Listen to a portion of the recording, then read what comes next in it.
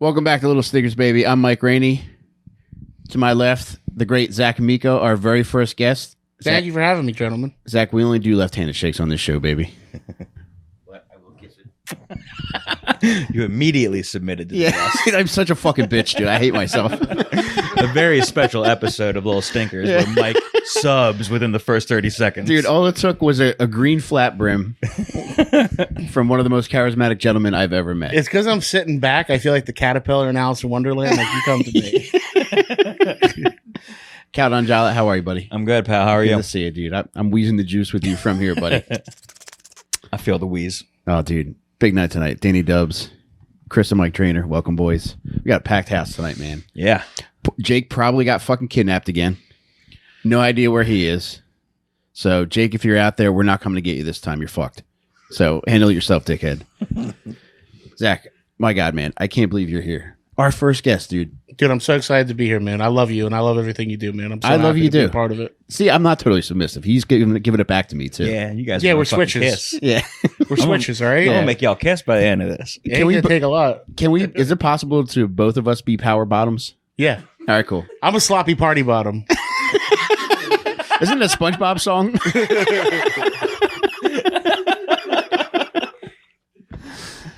John, how good of a power bottom you think you would make? Well, I have recently been taking fiber supplements, so a lot has cleared up down there. So I'm thinking I'd be pretty good these days. Damn, dude. Yeah, give me a year. Oh my God. You won't ever pull your dick out of this ass. I like your confidence, buddy. Thanks. Oh my God. Where do we start? Now, when I asked Zach to come on the show, there were three people that he said he wanted to talk about. And one was Gacy. Who was the second one? Chikatilo? Andre Chikatilo. And Who we did do. Yeah. Yeah. But okay. I think out of all the people that we've covered, Gacy is somebody that I cannot talk enough about. Yeah. Yeah. And dude, I am rock hard right now because this weekend, Colin Butterly and I are going to Chicago. And a guy from Chicago, this great artist named George Zach, hit me up because he created this beautiful Gacy painting for us that he's going to ship to us. But more importantly, he's like, yo, if you have a couple hours, I'll pick you up and I'll take you by Gacy's old house. Oh, killer. So I am excited to be doing that. And I can't fucking wait to drive past the Gacy residence. And You're going to get out, right? yeah, dude, I'm going to go in and make myself something to eat too. You're going to order a fridge. Yeah, I am.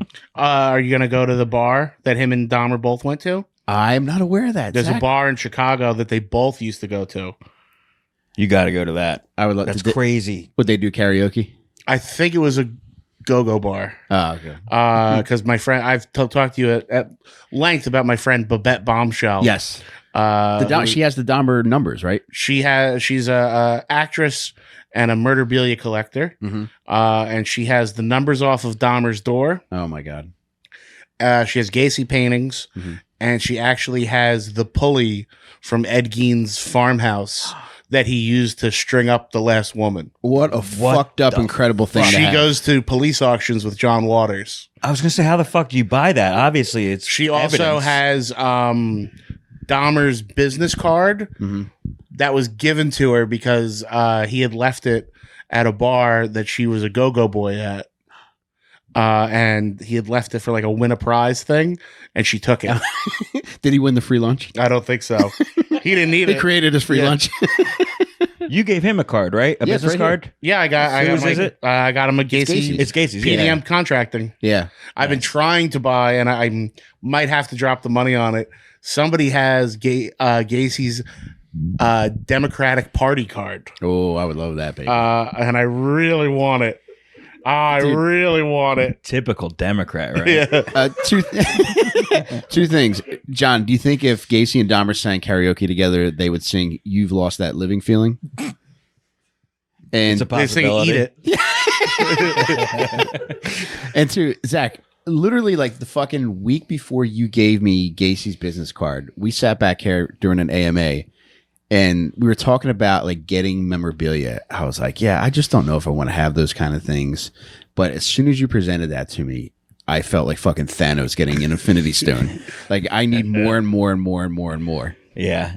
Yeah, I have quite a collection at this point, and it's all in a drawer because Mrs. Amico thinks it would be bad juju, Oh my god! and we know how bad a regular one Jew is to have in the house. But I have Manson's hair. I have Wait, you don't keep it at home? no, I have it in a drawer in the house, You but just it's not, can't display it's not allowed it. to be displayed. Yeah. So I have Manson's hair. I have the Life magazine with Manson on it. I have dirt from Ed Gein's grave. I have a piece of the rubble from the hardware store Mhm. Ed Gein killed his second victim in. Oh my god! I have dirt from Gacy's crawl space. I have a few people whose names escape me. Who is the killer who they Elaine dated a guy with the same name as him on Seinfeld? Was it Joel Rifkin? I have yes, I have photo prints from college by Joel Rifkin and his original 35 millimeter film. Zach. And a few. Oh, I have the same baseball card you do with the Menendez brothers. And I have a few other little pieces. Oh, I actually just got a banner that they had used to promote Gein's car at Sideshow Freak Shows. Oh, I remember that the guy bought it, and So I have a big banner that says "See Ed Gein, the ghoul of Plainfield. Plainfield's Yeah. car." Oh, And it's a dude. big vinyl banner I just got that's going to go up in the new apartment when we move. When your wife leaves the apartment, you know how like normal men like just jerk off when their wife's not home. Do you just Yeah. take all this shit out? Yeah. You put it all out Display and it. then jerk off. Yeah, just just tape the Manson hair to one of the cats. You know, I like to go through my collection every once in a while. Oh, dude. Remember the good, and then I also have a Gacy business card. Mhm. I love shit like that. Oh, and I have a signed Big Lurch CD. Do you know Big Lurch? Yeah. For those not familiar, he was a rapper who ate a lady. He and they're not known for that. It took 8 cops to put him down. He had broken a knife off in her shoulder blade, and he ripped her rib cage open with his hands and ate her lungs. And he said it was because he was on PCP. And he said the devil was inside her. And I was talking about him because I talked about him on some podcast, and his son hit me up. And I was like, hey, we're trying to raise money for my dad. I'm hungry, dog. Yeah. You around? And he's doing this and this and this. And I talked to him and I realized he was a scam artist. And then a random fan hit me up and was like, I produced Big Lurch's record. I have a bunch of signed promo copies. Do you want one? Oh So I my have God. I might be the only person that collects that has a Big Lurch signed album. Jesus Christ. Because he doesn't do shit like he doesn't do like serial, like he doesn't do murderabilia shit because Yeah. he's like, feels bad about it. God, imagine that come down, because I remember like coming down off of coke, I was just like, I'm the worst person. And I didn't even do anything besides coke. Yeah. Imagine like you just got some lady's lung down the front of your fucking golf shirt. Yeah. It took 8 cops to put him down. Oh my God. They said they got a call because he was like 6'8", 6'7", 6'8". Put him down with bullets? No, to take him down with their hands. What a different time. He was on. Yeah. They catch you eating a woman's inside. Well, no, he was Get him. They didn't know what he did. He was naked in the street, Yes. screaming at the moon. So they didn't know what he did until after they arrested him. And then they went upstairs and he ate his roommate's girlfriend. Have you ever come close to being naked howling at the moon? Oh yeah. I've been naked and I've probably howled at the moon. They just haven't been. That Venn diagram hasn't crossed yet. John, you seem like a naked and howling at the moon kind of guy. I probably have underwear on, some tighty whities at least. Yeah, I think even on PCP, I would be covering up my small bird. Yeah. Super conscious of how small my dick would be. I got a question for you, Zach. How much you paying for this dirt? I got some dirt from a. Where Well, you these want all- dirt to be from? I'll tell you where They it's all from come fucking with any place. They all come with COAs. Yeah, all the dirt I buy comes with fucking certificates as well. Whatever. I don't care if it's real. I like having it. I'm not breaking the bank on shit like that. And it looks cool. It's a cool display piece. And I don't really. Usually they have photos of like where it's from and the collection, and then they number them and shit. So I don't fucking care. I'm just messing with No, you. no, How much it's do they fine. charge for it though? Oh, and it's Like, never bad. less It's like than- $20-$30 Okay. usually. Ah, I get that's real dirt cheap. You fucking piece. I of get shit. real. So I know you were joking. This is when I first started dating my wife. I was broke. I was a telemarketer. I get my first real good job in entertainment, finally making a little bit of money, and I put money away for a while. For Christmas, I had gotten her a signed David Bowie 8x10 a of nice him gift. as Ziggy Stardust. It's a very God nice gift. damn, dude. So best Bowie signed after he died. Holy I shit. paid a lot of money for it from an official autograph collector, and it came with a bunch of paperwork. Like, it was a real official thing. Did a part of you wish you just got dirt from his grave? Yeah, I paid a lot. I paid a lot of fucking money for this 8x10, and it was my first or second Christmas with her family. Mhm. And her half her family lives in Colorado, half her family lives here. Her mom and dad are in Colorado. I'm with her family here, and we're opening presents on Skype. Uh-huh. And she opens the present. She signed David Bowie 8x10 with all the paperwork, and David Bowie's her face. She has a Bowie. Her whole arm is David Bowie. Oh, that's cool. She bursts into tears. This is the best gift I ever got. Her fucking dad on Skype goes, "Yeah, but how do you know it's real?" If he had been in the room with me, I'd be in jail now. Yeah, that's ground control major dickhead. Like, what a shit. What a fuck. Can you fucking imagine the rage I felt? It was the most, until her engagement ring, it was the most expensive thing I had ever bought another person. And he just goes, dude. "Yeah, but how do you know it's real?" Who's his favorite artist so we can buy him bootleg material? He's a bit of a curmudgeon. Ah, you don't say. I talked about the first time I met him. I said I said something about liking Journey, and he goes, "Journey was a great prog rock band till they got that fucking na guy, Steve Perry." He's like the old man at a bar that has to put you down no matter what you like, and that's just my experience with him at all times. Oh, dude. Well, It really sticks in my girl. And then her brother at that same Christmas goes, "Yeah, you don't really know if it is real." He bought us Christ, man. what are the he bought us tapestries that year. were they real? They were $5. Okay. Her family is a little odd. That was the same. We had like a really weird Christmas. Her mom sent us all these boxes, and we're trying to figure out what she bought us all. She bought everybody rechargeable lanterns, That's but handy. 5 each for everybody, and we all lived together. So at a certain point, we had 20 lanterns, but we had opened the first one thinking it was for everybody. So then we kept open boxes, and it was like Bert Kreischer's pajama bit. We were going, "Come on, lanterns! Come on, lanterns!" John, what's the nicest thing you've ever got for your lady friend? Not even Valtrex. close. Not even close to as thoughtful as a fucking You open the box autograph. like it's a ring box. I'm sorry I burned you again. I don't know. The fun is over with gift giving at this point. It's like, please send me a link to something. Don't make me fucking think. Yeah, I stopped buying shit for my wife. I got her a pair of earrings. This is what sent me into pill addiction. I got her a pair of earrings, and I had just gotten out of rehab a few months prior. The funniest fucking way to get addicted to pills that exist. Doug, you're going to understand as soon as I tell you why this happened. But I got out of rehab in July, and we got evicted in August. And by September, we were living with my parents. So I got paid. I'm like, all right, she needs something nice. So I'm going to do something nice for this woman. So I'm in my parents' kitchen, and I gave her a pair of earrings. She looks at the earrings and she laughs. She says, "I don't even have my ears pierced." She may have been channeling your father-in-law spirit at that time. So upon hearing that, I just punched the refrigerator as hard as I could, and I broke my hand. And I got a ton of Vicodin, and just that weekend was just, oh my God, I can't believe how good I feel. I was crushing O'Doul's. So technically, in my mind, I was still sober because I was drinking O'Doul's and crushing Vicodin.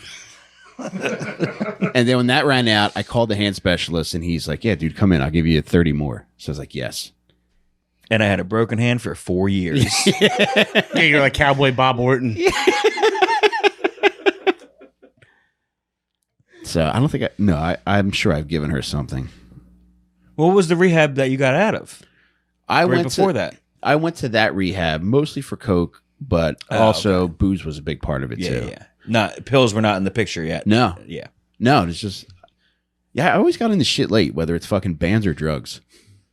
It was always, I got into perks because I broke my leg wrestling, and in high school. yeah, Yeah. and then I got into perks from that, and then there was this fat Mexican kid named Caesar who broke his leg, Mhm.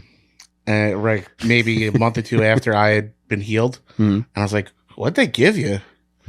And he goes, "Man, I don't know what these are. OXY," and I'm like, "How much do you want for them?" And this dumb motherfucker goes, $10 a pill. And I went, "What about 3?" And he goes, "Sold." And I was buying oxys Oh my god! for $3 a pill. dude. Did he keep re-upping for you? Yeah. Oh my god, dude! With the pain of a broken leg? What a dumb motherfucker. Mexicans are tough people though, so.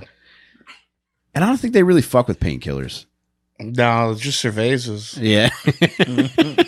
This This doc is such writes a him a fucked up prescription thing. for 120 It's cervezas such a a month. fucked up- So I used to hang out with a less than desirable crowd, Mhm.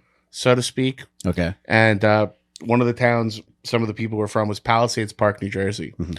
And there's a big population of day laborers that take what we would call the Guadi bus. So there's the regular NJ Transit bus, and then there's a small bus that hits all the soccer fields to pick up day laborers to take them to work.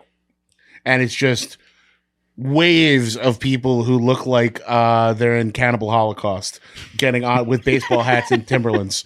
Dude, Zach, are they playing soccer at fucking sunup or are they just hanging out there to get the Both. bus? Yeah.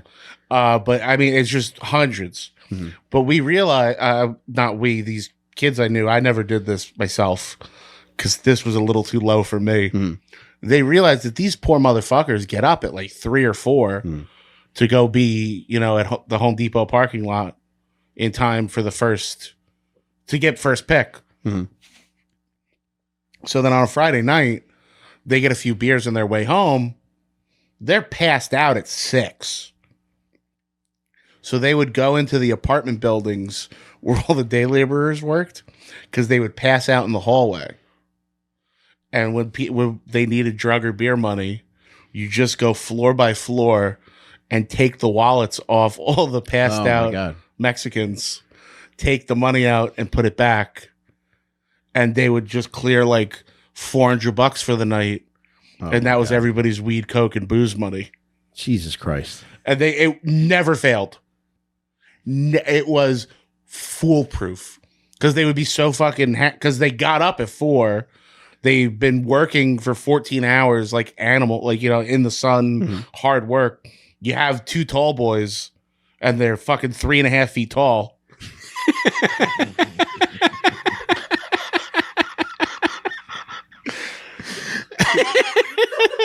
Just drinking it with 2 hands. Oh my God. That is Sorry if that diabolical. was insensitive. No, that's diabolical, but that is fucking funny. It's funny that they make it into the hotel or the apartment complex, and they're like keys in their hand, and they're They're like, so "Oh, close. They Yeah. would drink in the hallways so together, sleepy." and then just leave whoever passed out. Mhm. Because the Guadi bus you would take, it was like 75 cents cheaper, but like sometimes there would be a live chicken on the bus. On those days, it was $1. Yeah. All right, boys. So Zach gave 3 people that he wanted to cover. It was either Andre Chikatilo, John Wayne Gacy, or this third gentleman.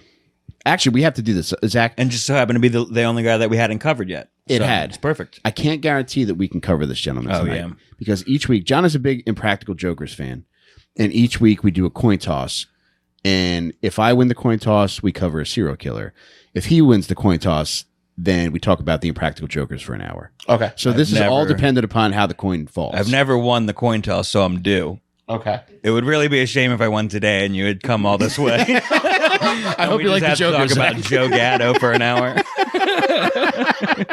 Shout out Joe Gatto. See you next week in Raleigh, North Carolina. Here we go, baby. I'm excited for you, John. I'm going to count it. You won. All right, baby. Woo! Fuck me. Thank you. You didn't come for nothing, Zach. Could you? You think you could have talked about the Jokers for an hour if need be? 100%. Fuck, maybe we should. Well, then maybe the last maybe we should 15 scrap minutes. this. Yeah. Maybe this should be our Practical Jokers episode. I was on it. Were you? What? I did the zombie punishment. Oh my God. We got a fucking real life Joker in the house. All right. You know what? I'm willing to break with tradition for this. We can save it till the end. We always dick around at the end. You did all this research. I don't give a fuck about research anymore. We have a guest here who was on the Practical Jokers. Can you tell us about your experience with the Jokers? Yeah, real quick. Yeah, I helped with a thing for years called the New York City Zombie Crawl, Okay. and it was a twice a year bar crawl with special effects artists, where a sliding scale, people could come and get zombie makeup done, and we would go bar to bar. So we would pick a big space and do makeup for like 4 hours, and then just hit bars. And then at the end of the night, there'd be an after party with bands. And I think I was with them for about 10 years. We did the Zombieland premiere. That's awesome. Woody Harrelson came. It was really fun. And I think we broke the world record one year. I think we had like 1,200 zombies or whatever in the street. It was really fun. That's awesome. And Impractical Jokers hit us up and they said, listen, Sal's afraid of this, this, and this. We want to do a thing where he gets attacked by zombies. But I knew Sal because he does stand up, and I had written for him for the roast of Big J. Okerson. So if Sal was like my buddy, and I'm doing the makeup, and I was like, oh, I'll do makeup. And then they put me in it. And I went, Sal's going to recognize me. And they're like, nah, it's fine. And then we do the punishment. And the second we start filming, I come out and he goes, why is Zach Amico here? I think I remember that from the episode. And they cut it out, but they put it, there's a clip of it. But Was it in the? It's not in the after one either. So, John, I'm so happy for he knows you right all the now, angles. dude.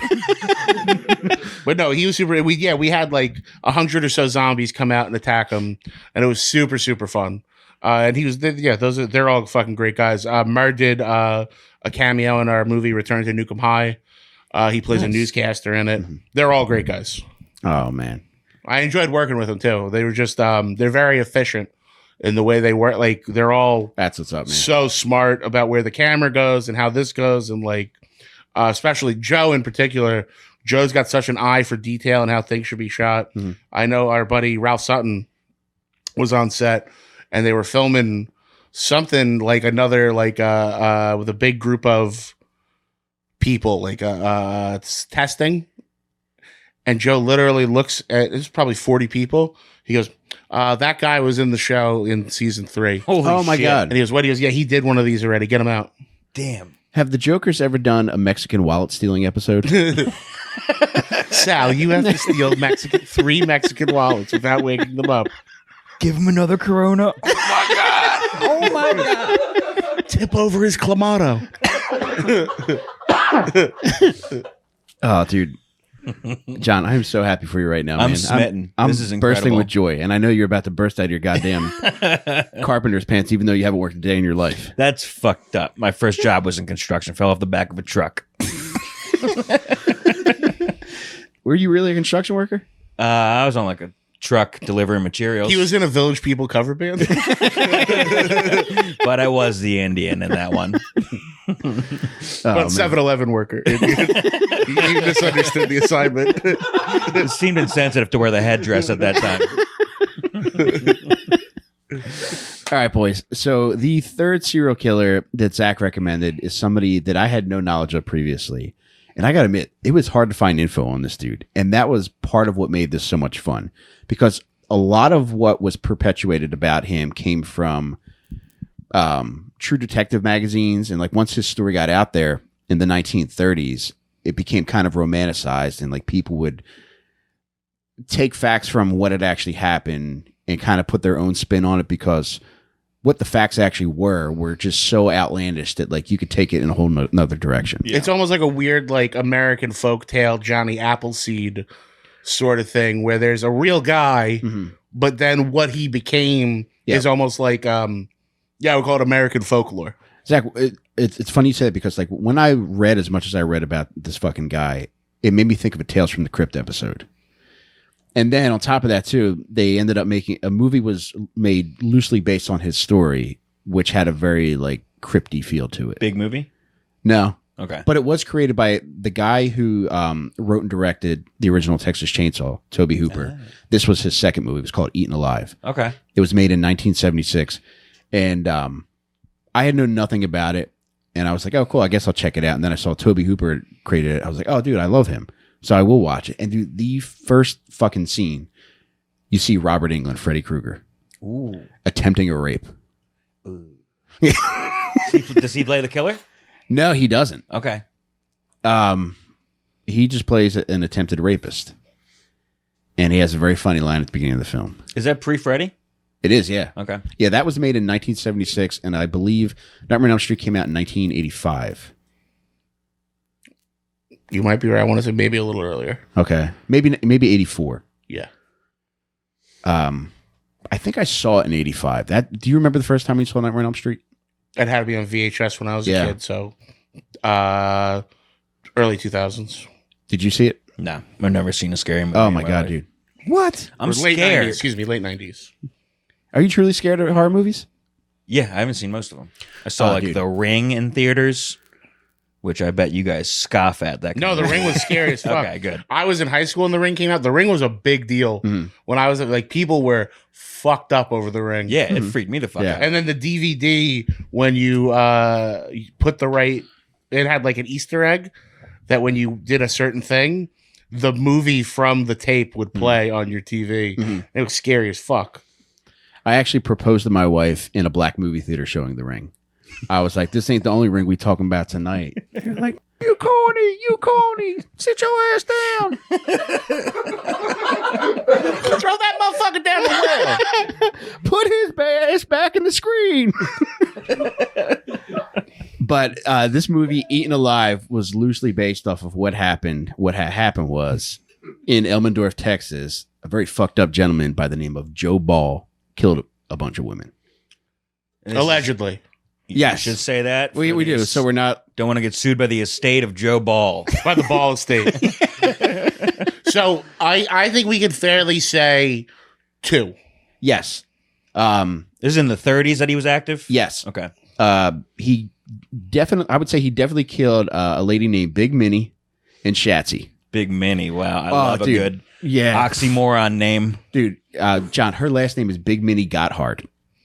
Holy shit. Yes, an incredible. It sounds like something out of a fucking like an American Pie movie where it's like a fat bitch whose tits everybody want to see.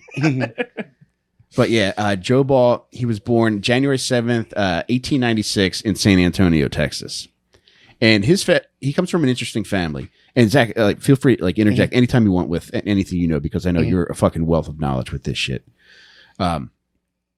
Knowing what I know about fucking Elmendorf, Texas now, he was born in San Antonio, but the family moved to Elmendorf, Texas. And they became kind of like the family of Elmendorf. Is that like a West Texas, nothing around town? No, it's like it's closest to San Antonio. Okay. And yeah, there is nothing there though. Yeah. Even now, it's like, they just got fucking water lines and sewer lines in this century. Yeah. So Wait, yes, in the 2000s? 2000s, yes, They were doing wells and outhouses until fucking, dog. until Y2K happened? It's a fucked up place. But so Joe Ball was one of 8 kids. He was his parents' second born. And the dad became kind of the man in Elmendorf. So he borrowed money to get to pay for a cotton gin. And he was able to process all this cotton that everybody was harvesting around Elmendorf. So he was just making fucking cash nonstop. People would say the fucking wagons would be up. I think it was like Interstate 181 was like the main thoroughfare there. And people would just fucking line up with their wagons full of cotton that needed to be run through the cotton gin. And then through making that money, he parlayed that into building structure, building up the town of Elmendorf. And then he kind of lucked out because they put a railroad depot in town. So it became like a major junction for people just to come and to fucking do their shit there. And then eventually the Ball family, they owned the general store in Elmendorf. And on a fun note, they sold coffins there. So I've never heard of a general store selling coffins, which is pretty cool. Damn. Death was prevalent back then. Though. Yeah, dude. It would come. I don't know. I don't even know where do you go to buy a coffin now. eBay? Yeah, really? No. Oh, okay. It's like part of the funeral home. Yeah, you got to go there. Yeah, I'd imagine the funeral director takes care of it for you. Okay, I had the weirdest experience recently. So I was pallbearer for Halloween, you'd make a great Paul. and my Bearer. wife was the Undertaker. But I bought an urn on eBay. Oh, excuse me, on Amazon, and I bought a gold urn that like Paul Bearer carried. eBay sells urns, or excuse me, Amazon sells urns, but there's like reviews and questions. So like I'm looking at urns, and it's like my brother was 6'4", 350 pounds. Will this urn fit his ashes? Or should I buy two? Or should I go with a larger model? Or like, you know, I got this. It kind of smells. Or like, there's like review, like people rate and review urns. This urn sucks. My kid's still dead.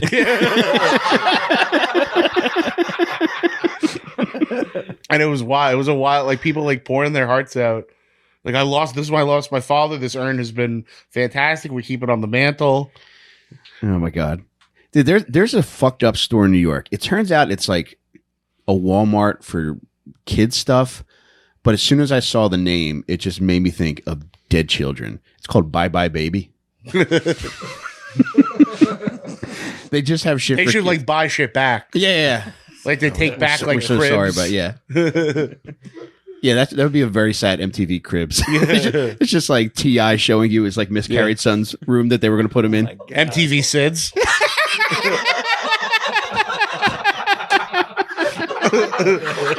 Yo, what up? It's your boy Eric Clapton. Let me shut this window right quick before I show you the pinball machine. Yeah. Fit. Yeah. What I bad. You guys might remember me. I'm Steve Harwell from Smash Mouth. his baby died. I didn't know that. When was that? At the height of their success? Did he get to see Shrek?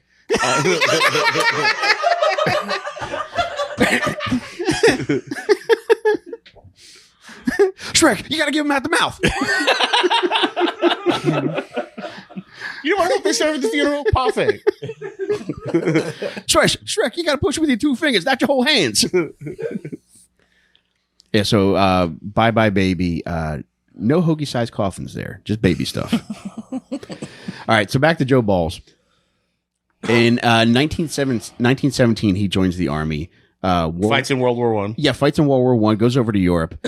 He comes back, and in 1919, he's like, fuck it, I'm just going to bootleg. So he's bootlegging gin, whiskey, and beer. And from what I gathered, he would drive around with these gigantic 55-gallon drums in the back of his truck. And people would just tell him what they wanted, and he would scoop it out and fucking give it to them. Oh. Very cool gig. He did that until Prohibition ended in 1933. So pretty lucrative business, lucrative enough as to where he was able to buy his own bar. This fucking place sounded like it rules. It's called the Sociable Inn. Everything about it sounds like a place I would like to die in. It's a great name. It is. Dude, I've only found one picture of it, and it's the facade, but I would kill to see the interior of this place, but more importantly, kill to see out back. What do you think he had out back? I know you know. A garden patio for dining outside. Kinda. Yeah. In a roundabout way, yes. He had a concrete pool that he had 5 alligators in. That rules. Yes. That's fucking sick. Wait, it gets even better. So he's got this concrete pit, and he would charge. So you would go drinking. Then he charged admission To go out back and to go see the pit, where he would throw live cats and dogs. Oh, fuck. You thought I was going to say chickens. I did. I thought I was going to say chickens till I reread this. Hold up, I wait a blocked minute. This part Y'all thought out. he was finished? I thought I had blocked this part out and just throw local stray animals in it, and people would watch it as entertainment. Oh, dude, you know what he should have done to up the price on these animals? Like fucking riled these animals up so that people created animosity towards these animals. Yeah, have a go around and bite some of the fucking customers. Be like, yeah, I could give you this sweet cat for $1, but fucking Fudge the dog is a fucking dickhead. He's 10. Well, I mean, right where we are, you could dress up this dog like Hitler. And be like, listen, this guy is getting popular in Germany. He's becoming a started some problem. shit. We're gonna have to deal with him. And apparently Saturday night was the big hootenanny. Big pit night. Yeah. And dude, this fucking place sounds incredible. They would have table games inside the bar. There were 2 bedrooms in the back. So you know what went on there. Naps. Oh no, Mike. No, he's broken. Did somebody unplug this motherfucker? When people got tired, they would go back there and take a nap. But the main draw was the gator pit out back. Now, even though we had mentioned earlier that it seems as though there were definitely 2 murders, okay, and they found these bodies. Like it wasn't like they were. It was verified that they were eaten by the gators. They ended up finding these chicks Full buried. bodies. Right? Yeah. Yeah. However, they did find like there was just like the fucking pit was filled with rotten meat. Seems foolish not to take advantage of the gator pit when It you does. have bodies to bury. Now, one of the things where it leads to, you know, kind of like, I don't know, using your own imagination to figure out what happened was like women would go disappearing from there all the time. It would be like barmaids, just random prostitutes, chicks coming through town. And But these are all people that also could theoretically disappear. These are the Yes. type of people Yep. that disappear. they are. Like transient kind of Yeah. lifestyle people. Yeah. Yep. Yes, trans people. They found a lot of pink hair in that alligator pit. One thing that's important to note is that supposedly Joe Ball misunderstood the legal term, I believe, corpus delicti. delicti. Yeah. Delicti, which means he thought it meant if there's no body, there's no way you can be prosecuted for a murder. He was under that impression, I Yeah. believe. Yeah, he was. And I read the same thing too. And like that would lead credence to like him just throwing a bunch of barmaids in with these fucking But gators. isn't that the case? Like no body, no crime or No, no well- case or something like that? No, if there's evidence. Yeah. Okay. So they've disappeared and they're connected to the disappearance Yes. essentially. Okay. And eventually, that's a great question because eventually, like, that's what leads to him being questioned. Even though they technically don't have a body, like, they have enough suspicion to bring him in for questioning. Damn, you got to really fuck up back then, dude. No cameras, like He got ratted out pretty hard by Oh. his sister and a speak of the Diablos, a local Mexican. So in 1934, he falls in love. A big bitch by the name of Big Minnie Gotthard, which I haven't been able to find any pictures of her, but I guarantee you she was at least 250 and Yeah. just fucking tits the size of goddamn Chucky dolls. I can't imagine a Big Minnie Gotthard as a petite woman. No. But she helped him run the Sociable Inn, and she sounded like a real rough bitch, so she got along well with everybody there. what kind of stature was Joe? He was like, I guess he was like a normal muscular dude. I would say, I think he was like 6'2" and 160. All right, that's a skinny guy kind of. And he looks like one of like the early 20th century like strong men. Like there's one picture of him Like barrel-chested kind of? kind of like sinewy. Like there's the picture of him that I see the most is of him in like one of those old timey bathing suits. Yeah. And he's got like a flask of whiskey by his hip. So he looks pretty fucking Yeah. cool. But yeah, he brought on this Big Minnie Gotthard to be like his second in command at the Sociable Inn. And By the way, just let's pause here. Do you know how bad of a bitch you have to be, A, to run a fucking bar in Texas in the 30s? yep. Now, you're running the bar that has a fucking concrete death pit.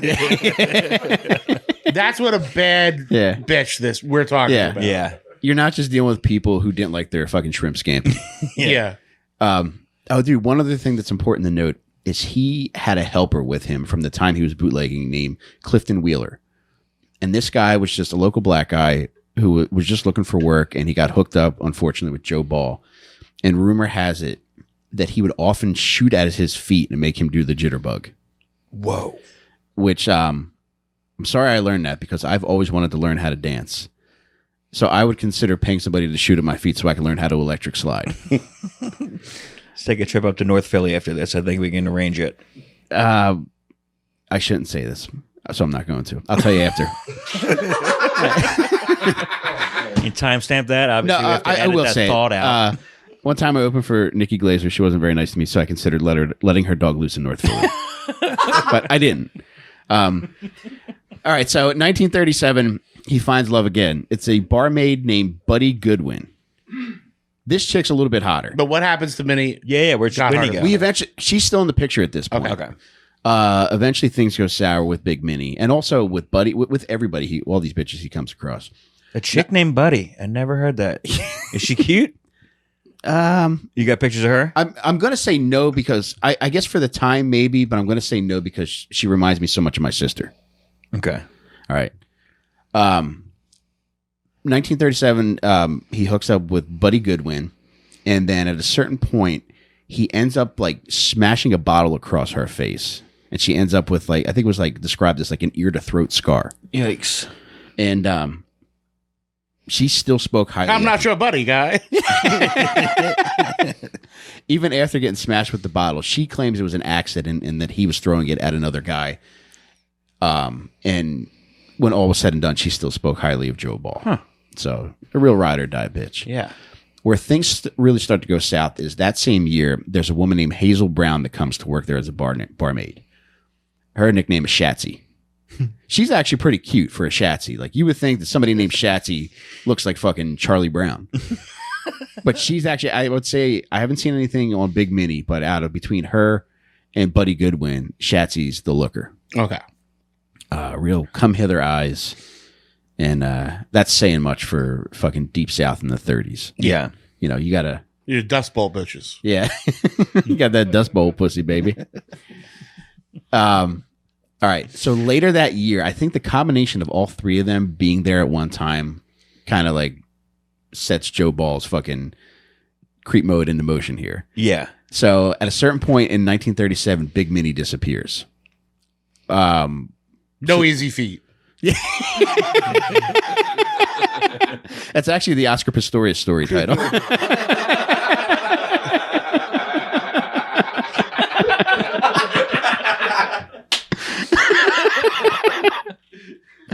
All right, Big Minnie disappears, and people start asking questions because she left all her shit at her place. And she had a roommate, and she's like, I just haven't seen her, and she wouldn't leave without taking her shit with her. Yeah.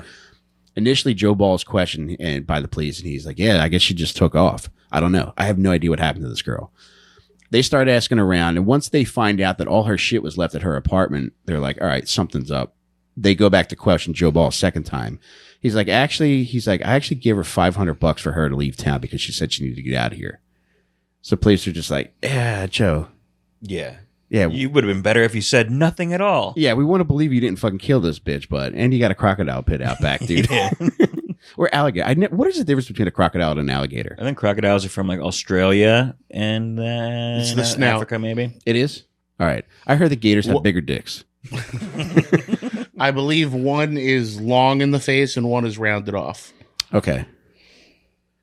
Something about the teeth on the back too. One goes up, like the visible teeth on the outside go up, and then I think gators might go down. Okay. But gators are Texas, Florida, South Carolina. you Yeah. know, Okay. America. The ones with the bigger noses have I seen cartoons where they're doing this and counting money too? No, you Am I have not. confusing animals? You must be. All right. Yeah. You're All right. confusing something. Okay. All right. All right. So it turns out that The alligators don't have horns.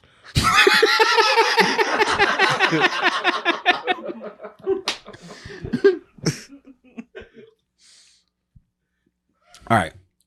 So we come to find out through Clifton Wheeler that what happened with Big Minnie was that Joe Ball, she tells him that she's pregnant. He's like, all right, I'm not having this. Like, I have alligators to take care of. I can't handle a baby. I got 5 gators, bitch. What am I going to do with a baby? Although that probably would have fetched a pretty penny at the Saturday night hootenanny. Throwing that bit like, whoa. So when he finds out, Medium mini. when he finds out Minnie's knocked up, he goes out to the beach at Corpus Christi, which is in southeast Texas, a couple hours away from where they are in in Elmensdorf. They go down there, and his plan all along is for them to just hang out, get drunk, and then he's going to kill Minnie. He makes her strip down for some reason. So I don't know whether it's just to humiliate her or they were porking before he killed her, which would be a pretty funny thing to do to somebody before you kill them, is to pork them. He gets her. He gets Clifton to get her attention, and when she looks the other way, he shoots her in the head. So then he shoots at his feet. He's like, I dance again. So now Big Minnie's out of the picture. And in September of 1937, Joe Ball tells Buddy Goodwin what he did to Minnie. And of course, Buddy Goodwin, she's friends with Shatsy, and she tells Shatsy. So now they both have dirt on this motherfucker. And this doesn't bode well for one of them. All right. So in 1938, something awful happens to Buddy. What do you guys think happens to old Buddy? Buddy Goodwin. Train accident. Not far off. I don't know. She loses an arm. How? Gator related? Arm wrestling competition. No. Apparently, like, that's what people thought, but apparently she lost it in a car accident. Okay. So I was going to say, well, you should have, dickhead. teen whooping Now you on look top like a of a fucking car. retard. Mm-hmm. Teen whooping on top of a Model T. So she loses the arm, and I don't know if this makes her fall out of favor with Joe Ball, but a couple months later, It makes her half as good of a bartender. You can't open a bottle. Imagine her twist top. just going in circles. Just going in circles. All right, so like 4 months later, Buddy disappears. All right, nobody knows where she fucking goes, and at this point, Joe's feels like he's free to hook up with Shatsy. He does, but then she quickly becomes disillusioned with Joe Ball. Shortly thereafter, in September, so that was April. In September, this is when that Mexican fellow from town approaches the Bexar County sheriffs and says, "Senor, there is a stinky barrel behind the Ball residence." Look, can I do one? Yeah, go ahead. Senor. The barrel behind the sociable lean. It's no He's- good. He's no good. He's stinky. All right, John. Officer, there's something going awry. That is not a Texas accent, John. All right. So he goes to these sheriffs, and they're just like, all right, well, that's fucking weird. So they go, he says that the barrel, the stinky barrel, is behind Joe Ball's sister's. But also, he took a while to tell them, right? Because he was I don't on know. delay.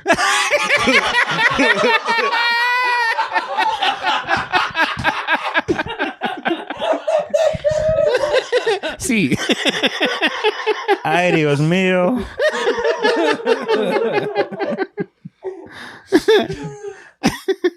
Danny, can you please light our Virgin Mary candle over there?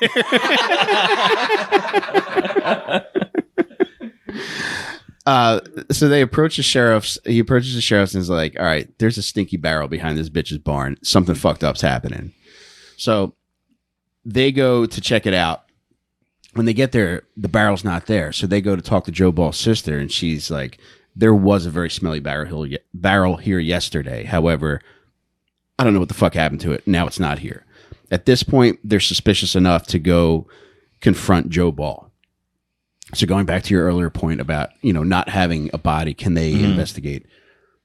They had enough to like want to bring him in. So they approach Joe Ball. They're like, Joe, we got to talk to you about this fucking smelly barrel, dude. Like, we got Mexicans riled up out here, dude. Something's got to be done. We can't, they're going to be shooting in the air soon enough. So he's like, Well, also, the police are like, listen, Joe, it's bad enough that 2 of your waitresses in a row have gone missing, and you have a death pit behind the bar. I gotta say, we're slightly suspicious. I just picture them like talking to him, and as they're talking to him, he can't hear them because his gators are fucking hissing. Yeah. But yeah, the gator pit's filled with like fucking rotten meat. Nobody knows what the fuck's in there. They're approaching him. They're like, dude, we got to fucking take you in to question you. So the plan is to take him to San Antonio to question him. And at this point, he knows the jig is up. Like I said, like a ton of waitresses and barmaids and just chicks that hang out there have gone missing. But like Zach said, they're also the kind of people that are just up and go in the middle They're of the night. transient. Right. Yeah. So there's no way to tell if like they were actually murdered or if they just fucking took off on their own. There is a distinct possibility that some of them may have been murdered, though. Yeah. Yeah. No doubt. And when Why stop it too? Yeah, Yeah. it doesn't make sense because you have the easiest way to get rid of people, Yeah. behind your bar. So they're like, all right, Joe, we got to take you into San Antonio. This is getting fucked up. He's like, all right, fine. Just let me go let me go. Can I tell this part? You can tell me if No, I'm please. wrong? Go ahead. So he goes, absolutely. I'll come right with you guys. Let me close out. Mhm. Cleans the bar, cleans the glasses, closes out the register, Mhm. goes to his safe, takes out a gun, and shoots his heart out his own back. Boom, heart, fucking blows a hole in his own chest right through his own heart. That had to be hell if like, just imagine if like, Well, first of all, God bless being white in the 30s Texas where they're like, we need to talk about a murder. Sure. Can I finish cleaning these glasses first? and I also heard that he's like, I want to have a beer too, Oh, yeah. Excuse me. He had a beer. I apologize. which is very nice of them. Yeah. Yeah. And he let him kiss the gators goodnight. Good night, my sweet princess. That would have been the move. Like, yeah, absolutely. Do you guys want to see the Gators? Yeah. Free admission. Eventually the Gators are like, look, I'm stuffed. Joe, thank you, Joe. This is more than enough. Yeah, you got to start killing some skinnier women. Yeah, do you know any You midgets, got Joe? to for my cholesterol. Big Benny fucked up my cholesterol. Christ, Joe, do you know any crackheads?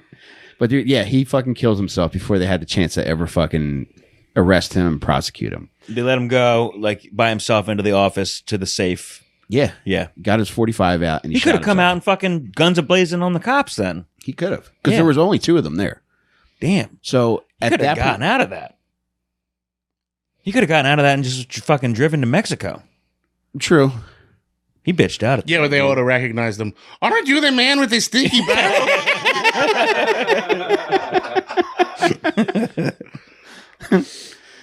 So Senior Stinky Barrel, happy birthday in heaven, Joe Ball. Damn. Now he fucking eats it. So they're still trying to figure out what's happening to all these fucking missing people, and they get a hold of Clifton Wheeler, his fucking helper, and eventually they get him to crack pretty easily. He's like, all right, look, here's what's going to happen. I'm going to show you where these 2 chicks are buried. So initially they dig up Shatsy. He goes, there's actually a photo of him. He's actually doing the digging. And cops are just standing there like watching him dig up this fucking grave. Whoa. Now, I don't know how true this is, but the popular retelling of this is that when he gets close to the body, blood starts to rise to the surface, which sounds pretty cool, but who knows if that actually happened. I'm not quite sure that. Was there a red tide in the Corpus Christi area that I don't time of know, year? buddy. So, October 14th, 1938, Big Minnie's body is found. So, Clifton Wheeler helps them dig the body up, and they find that. Now, right after that, they track Buddy Goodwin down. She was just chilling in San Diego the whole time. Whoa. So, nothing bad happened to her. This fucking dumb bitch was just like, what? They killed him? That's crazy. So, they find her, and she's cool. There's no problems with her. Clifton Wheeler eventually leads them to fucking Shatsy's body. Now that's located further down south in on one of the beaches in Corpus Christi. At that point, people are becoming aware that all this fucked up shit is happening, and I think Whisper Down the Lane, starts telling people that like, holy shit, this motherfucker's been killing people and feeding them the gators. So when people find out the police are traveling down to Corpus Christi to possibly dig up another body, crowds start to gather. really? And dude, there's people out there selling fucking concessions. It's a big fucking shit, deal. dude. One of the greatest pictures It's associated. pre-TV, buddy. I know, that's wild. Yeah, Like- this was like the OJ trial for them. Dude, so they're down there and like there's this great picture of people standing around the pit as it's being dug up. Now, I don't know if Clifton's digging up this one, but there's this great picture of all these women standing by the pit. They're all standing there with concerned looks, and there's one little girl like holding her nose like this. A stinky barrel. Eventually, they dig up the body of Shatsy. However, her head's missing. Whoa. They pull up the body, and then fucking what did I say this guy's name was? Clifton? Mm-hmm. Clifton says, yeah, we threw her head onto the campfire. He leads them to the campfire. There's a skull. They find her skull. No fucking Yeah, way. dude. How much time had elapsed since the murder? Not much, man. I would say maybe 6 months. All right, so it's not. It's like a desolated area. It is, yeah. Yeah, nobody's coming. No one has reported finding Nobody a fucking gives a fuck. skull. So it's in also the we should campfire. know. I believe Clifton said that he was forced to do all this at gunpoint, right? So he wasn't like assisting him in his crimes. Right. He was held at gun. Like they said, Joe Ball would get hammered and sit there with a gun on him while he buried the bodies. And shit, But it was right? also very fucked up because the way the police got him to talk was shooting at his feet. But on a fucked up note, he got 2 years for accessory to murder, though, even though he was clearly forced to do all this shit. No shit. I was just about to say he's fucking clear of all charges. Then. But it's also 1938 Texas. Yeah. So there's no way a black guy's getting away with fucking. Yeah. If they found Clifton chopped up into pieces, they would probably charge his corpse with fucking littering. Yeah. So those are the only 2 bodies they find, though. So they don't find anything else.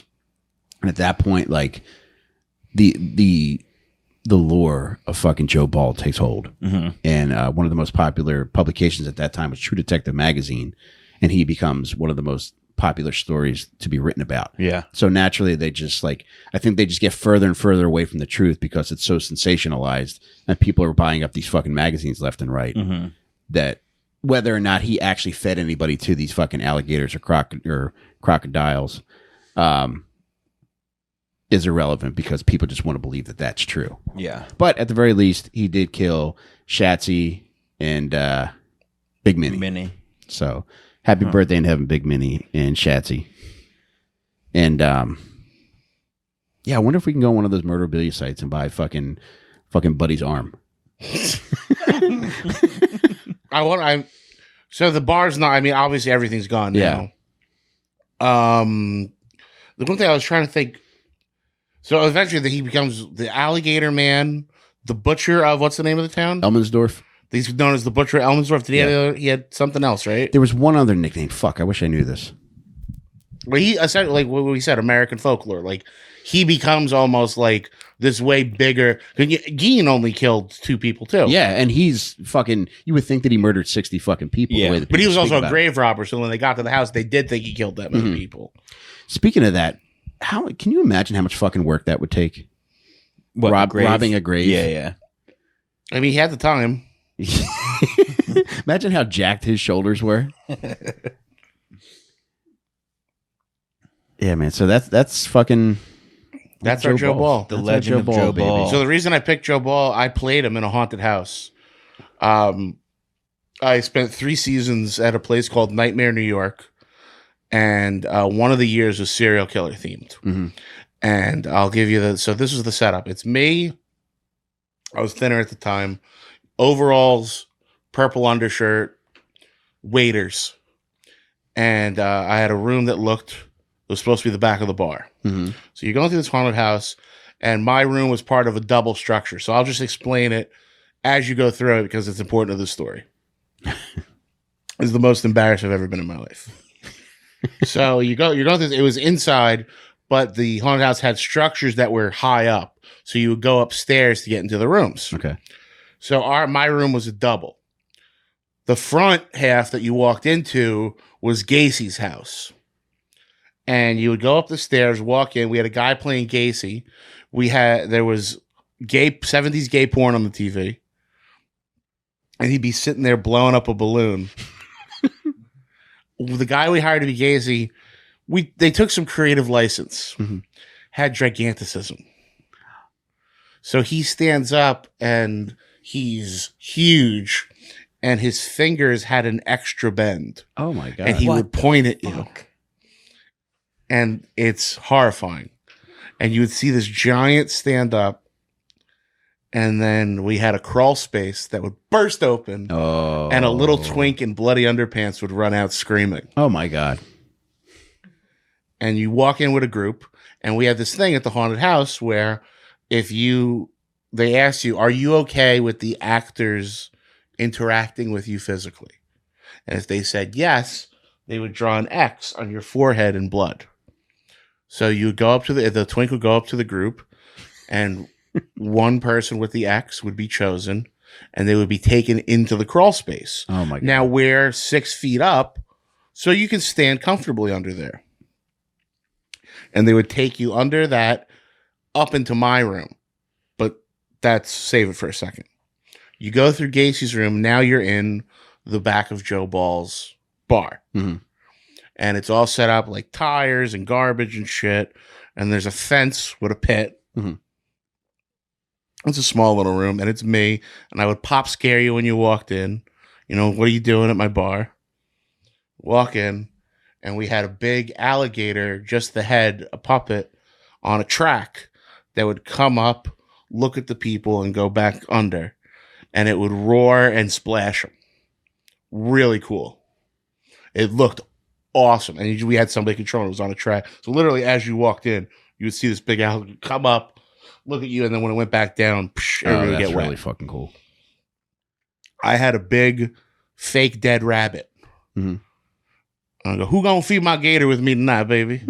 I did him a little New Orleans because we had creative liberty, and I liked that accent better. And I was watching a lot of Bray Wyatt promos at the time, so I would pick a person, and they're gonna feed my gator, and I would have them hold the thing over the pit, and we go, he's gonna jump up and eat on the count of 3. You ready now? 1, 2, 3. Now the handler that had taken the person out of the Gacy room would tell the person, hey, we're going to scare your friends. When you hear 1, 2, 3, pop out of that door, and that person's going to, and I would stand them on an X. There's going to be somebody standing on an X, scare the shit out of them. So if it worked, it was with 1, 2, 3, and then your friend from the last room would come out and scare you. It worked 20% of the time. People either got scared and ran out. They wouldn't do it. They fucked up the timing. They would stand there. So what it became was me making fun of people for fucking up my bit. And my goal, because I could hear Gacy in that room, and then there was an Australian guy in the next room over doing a bit, and I could hear their bits going because there was no ceilings to the exhibit. And my goal was to make them laugh in the middle of their lines. And if I could break them, I won. Mhm. And we played all night. Like literally, like there would be a group coming in and I would run in and show John Wayne Gacy my dick and run back in my room to listen to him try and do the bit. Right?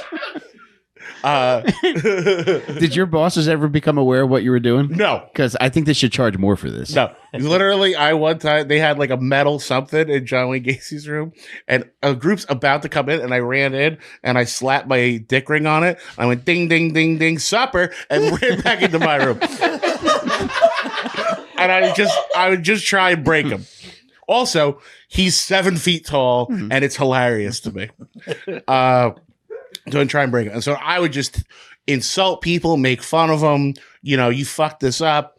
And how bad I could insult these people. You're a piece. What did you come out here for? I hope you die. And I'd see if I could break the two guys next to me. So we're doing the bit.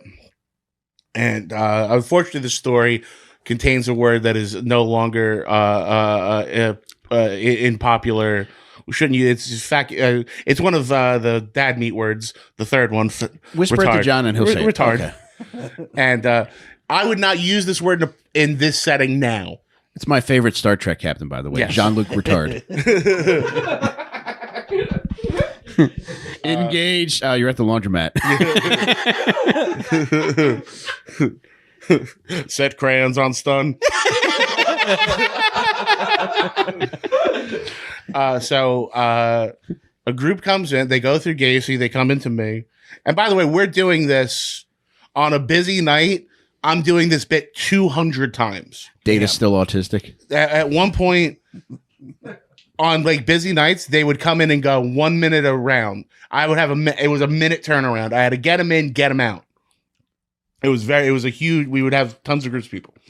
So a group comes in and it's 4 hot chicks and they're dressed as Chucky, Freddy, Jason, and Michael Myers, but like sexy Party City outfits. Right? Oh, hello, ladies. You know, do a little flirting, you know, because Joe Ball's a piece of shit. Gator comes up, does the bit, get one of them to take the rabbit, come over to the rabbit, you can feed my gator and count of 3. You ready, baby girl? Come on, girl. 1, 2, 3. I swing the gate open, and here is a black dude dressed like Candyman, dead silent, just staring at me. And I go, fucking great. Candyman's retarded. And I go, come on, stupid. And I grab him and I pull him out, and he had Down syndrome.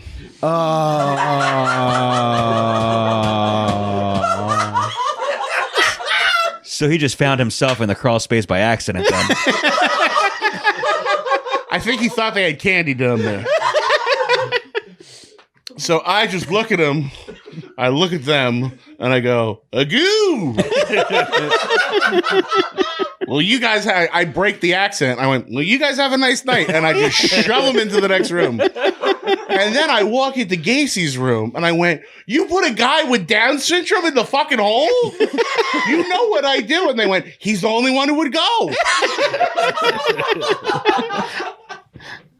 Did they run out of marker putting the X on his forehead?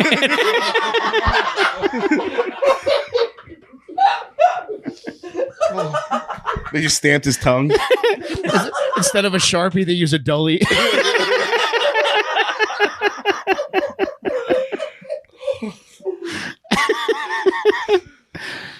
Zach, that is infinitely more horrifying than the originators of that haunted house could have ever thought of. It was the fucking worst, dude. It was, Oh my God. What a sinking feeling. Come here, dummy.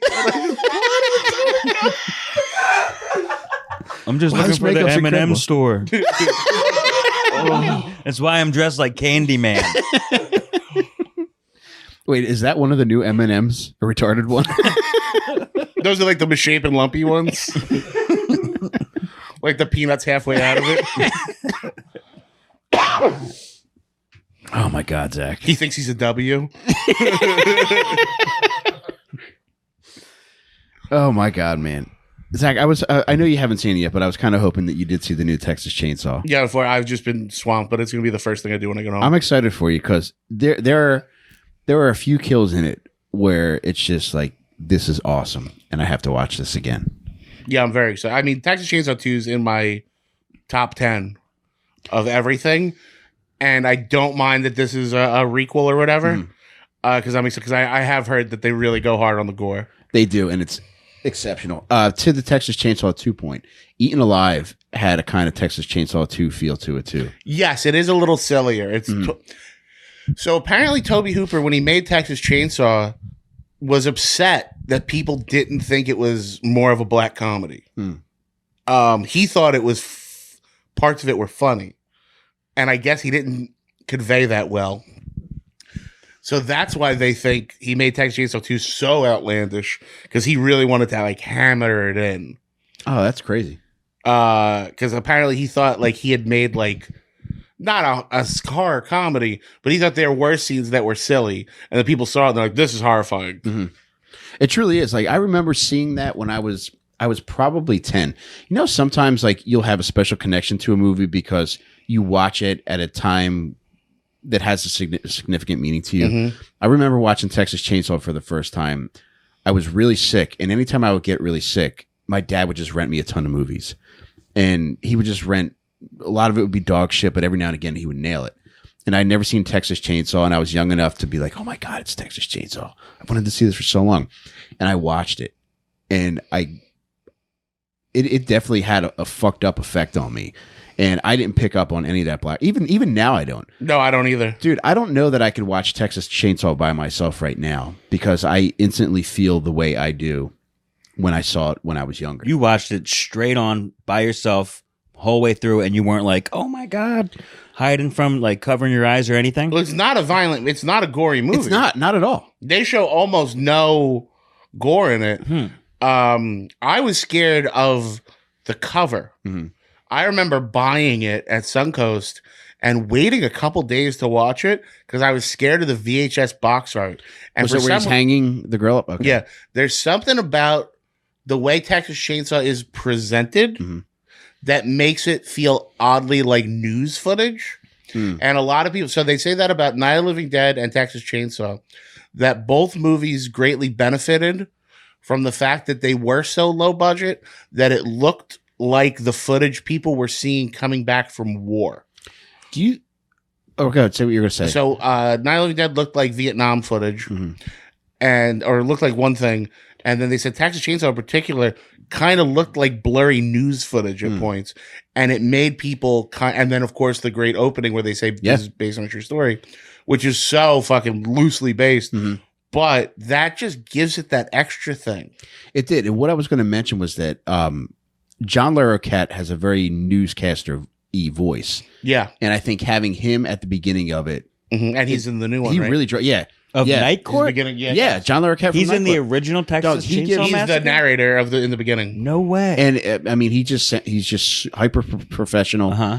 And the way that they present it, like Zach said, it's like it's very loosely based on a true story, which was Ed Gein. Right, yeah. But yeah, especially the opening scene in the fucking graveyard, that looks very news footagey. Yeah.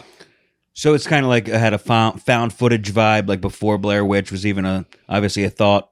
Is that what you're kind of saying? It felt like it was almost supposed to be a recreation of what really happened. Yeah, I Yeah, can see okay. that. That's a great description. Of Yeah. it. Dude, we have to have a fucking watch party back here one night, dude, because you have to see this movie. I think Don't be it's scared. Texas Chainsaw is the kind of movie where I think people are either like, this is the dumbest thing I've ever seen, or this is utterly horrifying.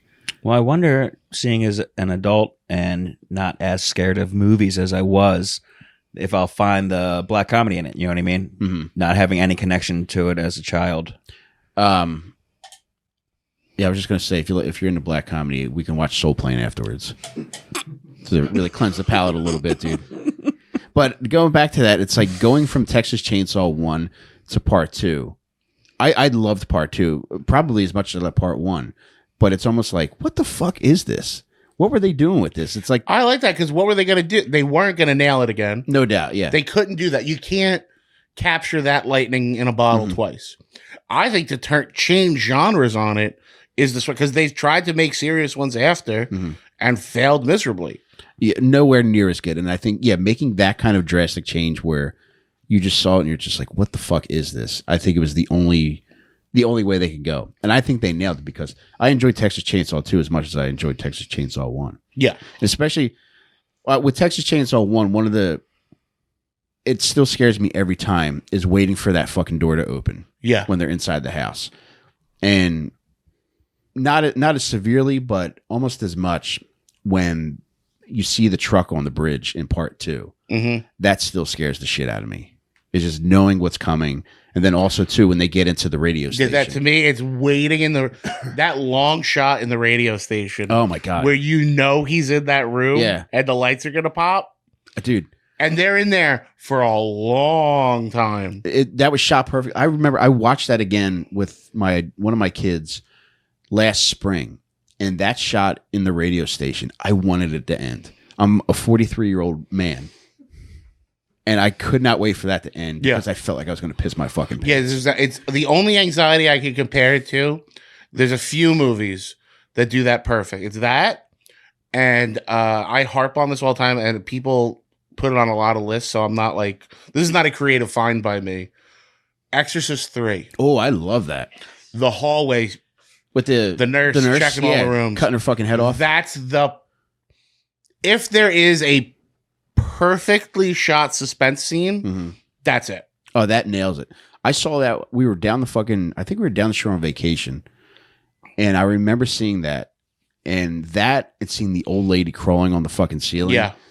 That's another one where I was like, I don't want to be here right now. I need Those to are, I would argue those are two of the scariest scenes of all time. And the fact that they're both in the same movie and a movie people don't fucking talk about is absurd.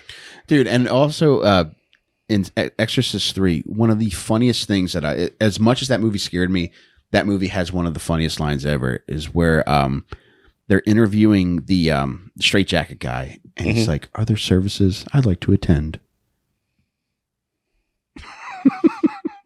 I'm sorry for staring at you this long thing. But I think it was like was it him that killed the guy? Well, it was Chucky What do you mean? in Exorcist 3. It's fucking Brad Dourif. Yes, yeah, that's it. Yeah, he's the captive guy. Yeah. Brad Dourif. You really fucking threw The me for a Gemini loop when you killer. said it was Chucky, man, because I thought you watched a version that I hadn't seen yet. No. Well, it's Brad Yeah. Dourif, and he's the Gemini killer. Mhm. Yeah, I believe it's supposed to be suggested. So I know that movie went through major reshoots, and I think originally Father Karras wasn't in it, I'm glad they had him in it. but then they changed it. So they're kind of insinuating that yes, the Gemini killer is possessed by the demon at some point, and the demon at some point had also been in Karras. That's how the demon got out, was through Karras, Mhm. and then it started getting old people and the Gemini killer. And shit. Okay, I got you now. And I love how at the end where it's Karras again, Yeah. and then he hits him with "Shoot Bill, shoot now." Yeah. That scared the shit out of me as well. Have you seen these, John? No, totally. Dog. Is Terry Hooper? Is that the guy's name? Toby. Toby Hooper. Is he from Texas? I don't know. Just coincidence that he did Chainsaw and the He Joe could be. Ball He could story. be. Yeah, I'm not sure, to be honest. So there's in 2014, which I believe was the 40th anniversary reissue of Texas Chainsaw.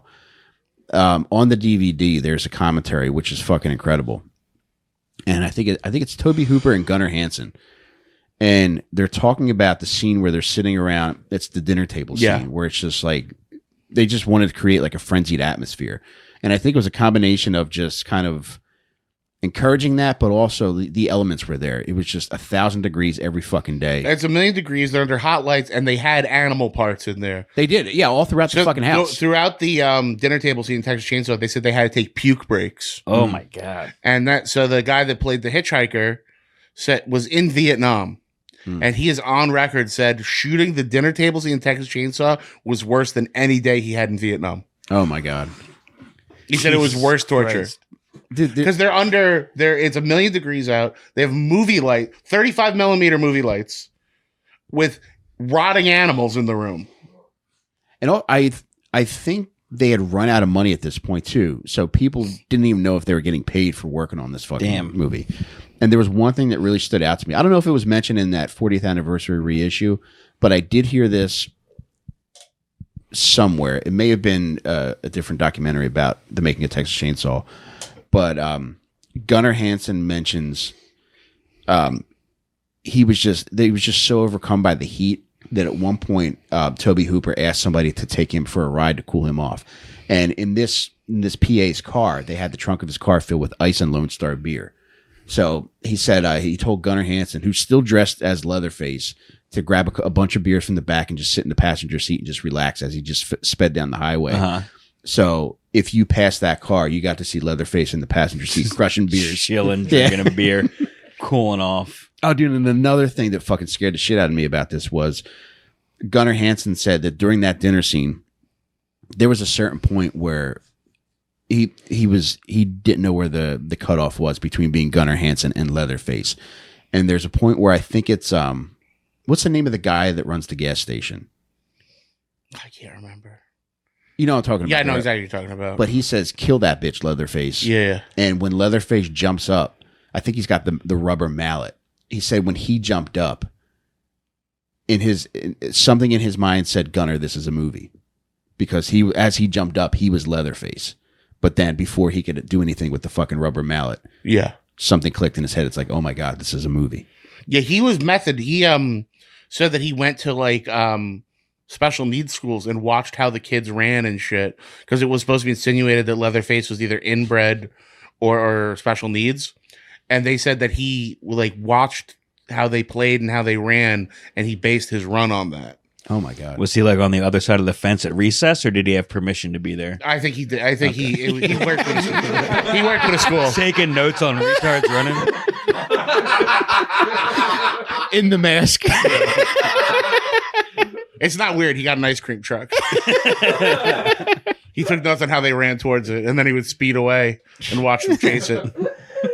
Dude, I don't think a better movie has been made on such a low budget. I could talk about this fucking movie all day, but there's one more thing I want to mention is the shot of Sally approaching the house where it's shot from the ground level. Yeah, the butt shot. And you get to see, I guess like it really displays like how ominous Yeah. that fucking location is. Yeah, You really know what you're in for. Gives the size of the property they're on and how there's nowhere they can go. Yeah. Like there's no neighbors, it gives you the scope of like, oh, we're in the middle of fucking nowhere. Yeah, dude. And I love that her brother's in a wheelchair. I love that they describe him as her invalid brother.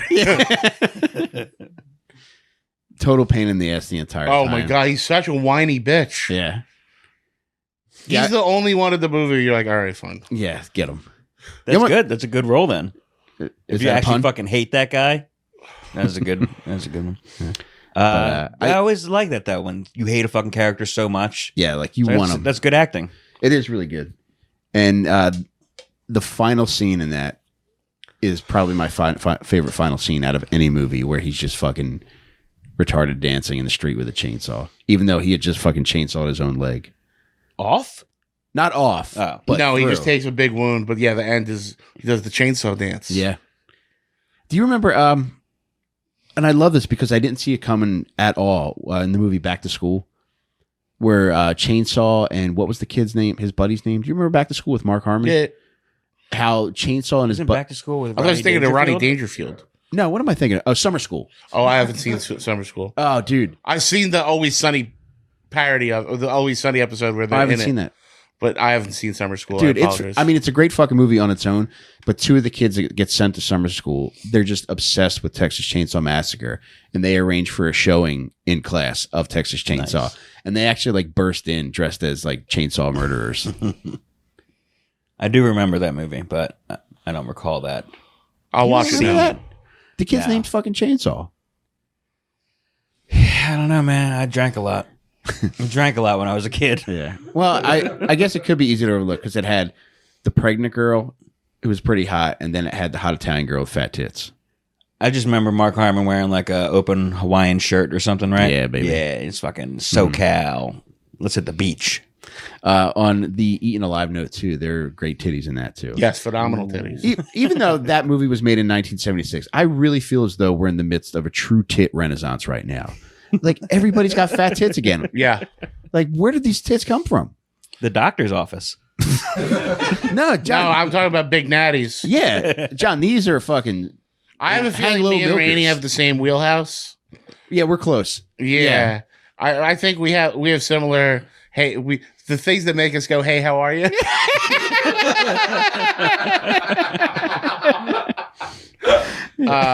So I'll recommend there's another Tobe Hooper movie that's not great, but there's one scene that's worth watching. Have you seen Funhouse?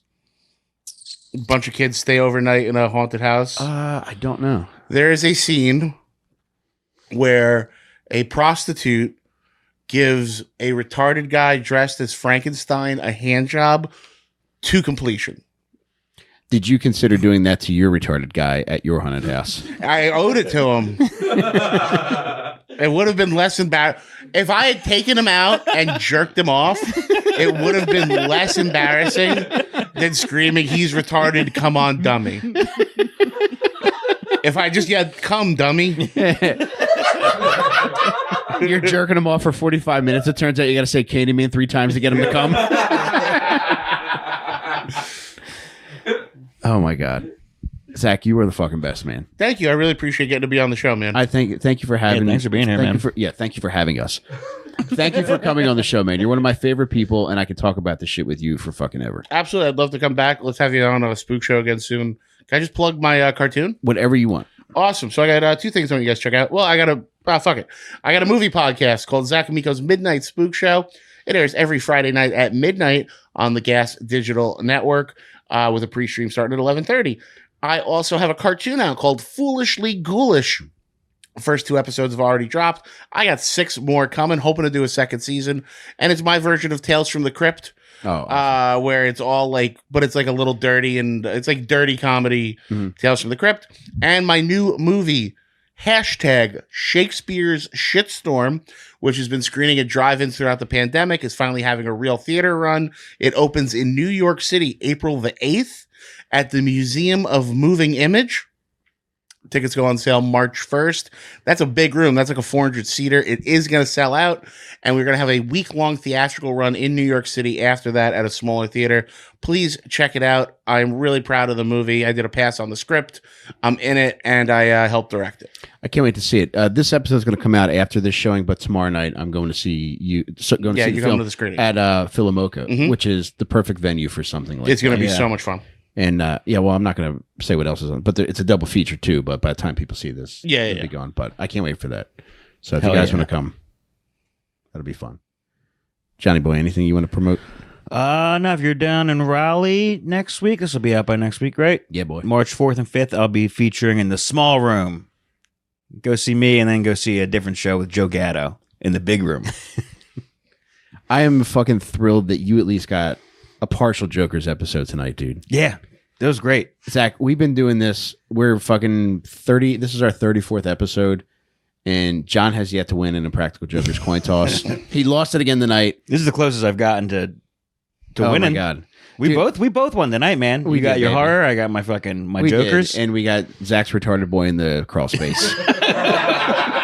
If we had just gone live for 7 minutes and got that story, actually, we might clip that and make that a standalone episode.